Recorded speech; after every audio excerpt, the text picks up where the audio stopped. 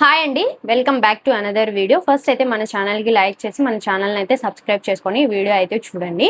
ఈ వీడియో ఏమంటుందంటే మామూలుగా ఓటింగ్ ప్రకారం ఎవరికైతే హైప్ ఉంది, అలాగే ఎవరైతే లీస్ట్ పొజిషన్లో ఉన్నారు ఎందుకు అని చెప్పేసి ఈ వీడియో అయితే ఉంటుంది. షార్ట్గానే ఉంటుంది, మీరైతే చూడడానికి ట్రై చేయండి. ఫస్ట్ పొజిషన్లో మనం యాజ్ యూజువల్గా ఫస్ట్ నుంచి చూస్తూ ఉన్నట్లయితే తనుజ వచ్చేసి ఓటింగ్ పరంగా ఫస్ట్లో అయితే ఉందండి. ఫస్ట్లో ఉంది అంటే చాలా ఓటింగ్ అయితే పడుతుంది. చాలా మంది అయితే ప్రజలు అభిమానిస్తున్నారు. అలాగే బయట ఫ్యాన్స్ ఫాలోయింగ్ కూడా చాలా ఎక్కువగా ఉందండి తనుజ గారికి. నెక్స్ట్ వచ్చేసరికి పాయింట్స్, నామినేషన్స్ పాయింట్స్ కొన్ని బాగా పెట్టింది, అలాగే కొన్ని బాగా పెట్టలేదు. అయినప్పటికీ కూడా ఆమెకి ప్లస్ పాయింట్సే అయితే అయినాయి కానీ ఏది కూడా మైనస్ అయితే అవ్వలేదు. అన్ని కూడా మంచి పాయింట్సే పెట్టింది. ఈ 9th వీక్ నామినేషన్స్ మొత్తం కూడా తనుజ చుట్టే తిరిగిందండి. అంటే నామినేషన్స్ వేసింది కానివ్వండి, నామినేషన్ వేయించుకునేది కానివ్వండి, ఇవన్నీ కూడా తనుజ చుట్టే తిరుగుతూ ఉన్నాయండి. నామినేషన్స్ కూడా డిఫెండింగ్ కూడా చాలా ఎక్సలెంట్గా అయితే చేసుకునింది. ఇంకా బర్నీ గారిని నామినేషన్ చేయడం కూడా అదంతా కూడా పార్ట్ ఆఫ్ గేమ్ లాగే అయితే చేసింది. అలాంటివి ఏం కూడా పెట్టుకోలేదు. బర్నీ గారు కూడా అన్నారు ఏంటంటే, మామూలుగా వీళ్ళు నామినేషన్ వేశారని నేనైతే ఏం ఫీల్ కావటం లేదు. వాళ్ళు నామినేషన్ వేసినా కూడా వాళ్ళ మీద ప్రేమ, అభిమానాలు ఇవన్నీ కూడా నాకు ఏమి తగ్గవు అని చెప్పేసి బర్నీ గారు కూడా చెప్పారు. నెక్స్ట్ వచ్చేసి ఇమాన్యుయల్స్తో ఏదైతే పాయింట్ పెట్టిందో, ఇమాన్యుయల్తో అవి కూడా చాలా మంచి పాయింట్స్ అయితే పెట్టింది. చాలా సూటిగా అయితే పెట్టింది. ఇంకా ఇమాన్యుయల్ వచ్చేసి 8 వీక్స్ అయితే కంప్లీట్ అయిపోయింది. ఇది 9th వీక్. 9th వీక్ లో కూడా ఇమాన్యుయల్ అయితే నామినేషన్స్ లో లేడండి.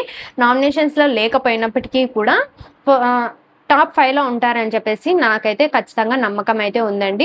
ఎలిమినేట్ అయితే అయిపోరు. లాస్ట్ సీజన్ కాకుండా అంతకు ముందు సీజన్లో సందీప్ మాస్టర్ 4 వీక్స్ వరకు అయితే నామినేషన్స్ లేకి రాలేదు. 5th వీక్ నామినేషన్స్ లేకి వచ్చారు. తట్టాబుట్టా సర్దుకొని మొత్తంగా అంతా బయటకు అయితే వెళ్ళిపోయాడు. అలాగైతే ఇమాన్యుయల్కి అయితే జరగదు. కానీ ఎవరైతే ఇమాన్యుయల్ ఫ్యాన్స్ ఉన్నారో వాళ్ళు కంపల్సరీగా ఓట్స్ అయితే వేసుకొని మీ అభిమానాన్ని అయితే గెలిపించుకోవడానికి ట్రై చేయండి. ఫస్ట్ పొజిషన్లో వచ్చేసి తనుజ అయితే ఉంది. ఇంకా సెకండ్ పొజిషన్లో వచ్చేసి కళ్యాణ్ అయితే ఉన్నారండి. ఇది యాజ్ యూజువల్ గా జరుగుతూనే ఉంది. ఫస్ట్ వచ్చేసి తనుజ ఉంటుంది, దాని తర్వాత వెనకాలనే కళ్యాణ్ అయితే ఓటింగ్ లో అయితే ఉంటారండి. కళ్యాణ్ ఈ నామినేషన్స్ లో వచ్చేసి అనవసరంగా రాము వల్లే నామినేషన్స్ అయితే రావటం జరిగిందండి. కళ్యాణ్కి కూడా చాలా మంది ఫాలోయింగ్ అయితే ఉన్నారు కాబట్టి ఓటింగ్స్ అయితే చాలా బాగా జరుగుతున్నాయి. పాయింట్స్ ఏమీ లేకుండా ఒక సిల్లీ రీజన్స్ అయితే పెట్టేసి నామినేషన్స్ అయితే వేశారు రాము. సో దానివల్ల కళ్యాణ్ అయితే నామినేషన్స్ లేకే అయితే వచ్చాడు. కానీ ఓటింగ్ పరంగా అయితే సెకండ్ పొజిషన్లో అయితే ఉన్నారు. ఇంకా థర్డ్ పొజిషన్లోకి వచ్చేసరికి సుమన్ శెట్టి గారు అయితే ఉన్నారండి.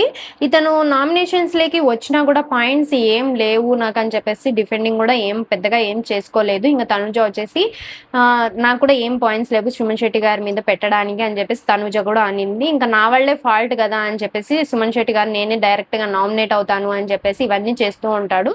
సుమన్ శెట్టి గారు వచ్చేసి చాలా మంచి వ్యక్తి అండి. బయట హౌస్లో చాలా మంచిగా ఉంటారు. అలాగే అతనికి మనసులో ఏమనిపిస్తే అది మాత్రమే చెప్తారు. స్ట్రైట్ ఫార్వర్డ్గా ఉంటాడు కాబట్టి సుమన్ శెట్టి గారు కూడా ఓటింగ్స్ అయితే చాలా బాగా పడుతున్నాయి కాబట్టి సుమన్ శెట్టి గారు వచ్చేసి థర్డ్ పొజిషన్లో అయితే ఉన్నారండి. ఇంకా ఫోర్త్ పొజిషన్లోకి వచ్చేసరికి ఇంకా ఫిల్టర్ కూడా ఏం లేదండి. సీక్రెట్ టాస్క్ కూడా చాలా సక్సెస్ఫుల్గా కంప్లీట్ చేశారు కాబట్టి థర్డ్ పొజిషన్లో సుమన్ శెట్టి గారు అయితే ఉంటారు.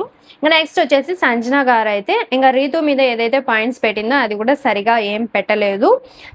రీతు గురించి బాండ్స్ అని చెప్పేసి రీతు గురించి అయితే చెప్తూ ఉంటుంది. మళ్ళీ అదంతా నామినేషన్స్ అయిపోయిన తర్వాత మళ్ళీ ఏడవడము, డ్రామా చేయడము ఇవన్నీ కూడా చేసింది కదా. ఇవన్నీ కూడా సరిగా ఏం అనిపించడం లేదు. అయినా కూడా ఫోర్త్ పొజిషన్లో అయితే సంజన గారు అయితే ఉన్నారు.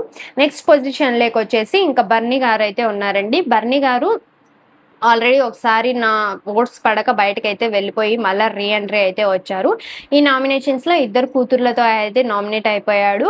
ఇంకా ఇంజురీ కూడా అయిపోయింది కాబట్టి అతను కొంచెం డల్గా అయితే గేమ్స్ అయితే ఆడుతున్నాడు కాబట్టి ఇతను వచ్చేసి 5th పొజిషన్లో అయితే ఉన్నారు. గేమ్స్ అన్ని కూడా ఏం ఆడటం లేదు సరిగా. అలాగే వాళ్ళ ఇద్దరు కూడా నామినేషన్ వేశారు కాబట్టి కొంచెం అయితే డల్ అయిపోయారు.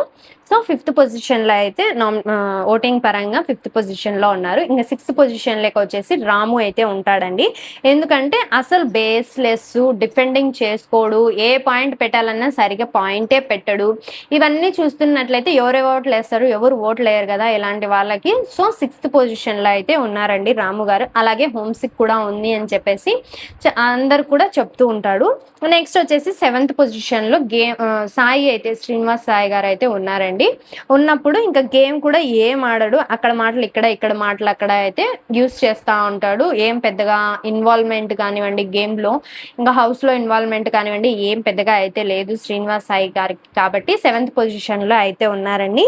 ఇంకా రాముకి యూస్ చేస్తే, ఏమన్నా పవర్ యూస్ చేస్తే రాము అయితే నిలబడతాడు, లేకపోతే శ్రీనివాస్ సాయి అయితే ఈ వీక్ ఎలిమినేట్ అయ్యే ఛాన్సెస్ అయితే ఎక్కువగా ఉన్నాయండి. కాబట్టి ఇంకా మీ ఓట్ ఎవరికి అని చెప్పేసి కింద కామెంట్ సెక్షన్లో అయితే చెప్పండి. అలాగే ఎవరు ఎలిమినేట్ అయితే బాగుంటుంది అనేది కూడా కింద కామెంట్స్లో అయితే చెప్పండి. ఇంతే అండి ఈ వీడియో. మరొక అప్డేట్తో మళ్ళీ అయితే కలుసుకుందాం. Thanks for watching my video. Okay అండి, బాయ్.